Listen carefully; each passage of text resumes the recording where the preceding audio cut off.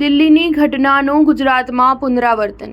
મતદાનના આગલા દિવસે અમદાવાદની 9 સ્કૂલને બોમ્બથી ઉડાવી દેવાની ધમકી। એક પછી એક સ્કૂલને ઈમેલ મળ્યા। દિલ્હી જેવી ઘટનાનું પુનરાવર્તન ગુજરાતમાં થયું છે। અમદાવાદની 9 જેટલી સ્કૂલોને બોમ્બથી ઉડાવી દેવાની એક બાદ એક સ્કૂલોની ઈમેલ દ્વારા ધમકી મળી છે। ધમકીવાળી સ્કૂલો પર પોલીસે જઈ ચેકિંગ હાથ ધર્યું છે। બોમ્બ ડિસ્પોઝલ સ્ક્વોડ પણ ઘટના સ્થળે પહોંચી છે। રશિયન સર્વરમાંથી ધમકી આવ્યાનું પ્રાથમિક અનુમાન છે। દિલ્હીની માફક એક પછી એક સ્કૂલમાં ઈમેલ આવી રહ્યા છે।